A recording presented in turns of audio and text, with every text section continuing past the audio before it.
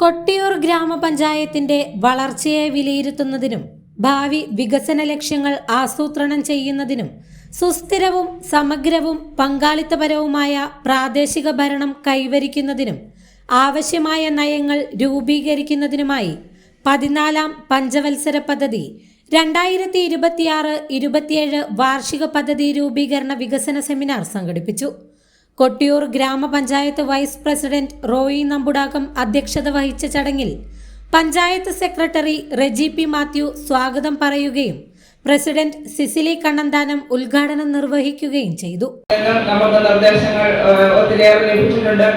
നിങ്ങൾ നിർദ്ദേശിച്ച എല്ലാ നിർദ്ദേശങ്ങളും നമ്മുടെ പ്രദേശത്തിന് ഉതകുന്ന രീതിയിലുള്ള ഒത്തിരിയേറെ നിർദ്ദേശങ്ങൾ നിങ്ങളുടെ ഭാഗത്തുനിന്ന് ഉണ്ടായിട്ടുണ്ട്. പക്ഷെ നമുക്ക് കിട്ടിയിരിക്കുന്ന ഫണ്ടുകൾ വളരെ പരിമിതമാണ്.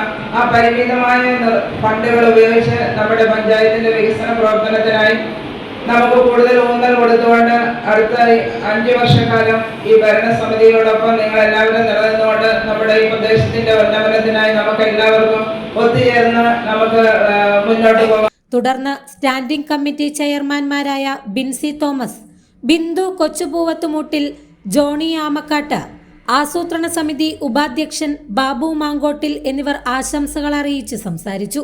ജനപ്രതിനിധികൾ, വിവിധ രാഷ്ട്രീയ, സാമൂഹിക, സാംസ്കാരിക പ്രവർത്തകർ, ഹരിതകർമ്മസേന അംഗങ്ങൾ, കുടുംബശ്രീ പ്രവർത്തകർ, നാട്ടുകാർ തുടങ്ങി നിരവധി ആളുകൾ ചടങ്ങിൽ പങ്കെടുത്തു.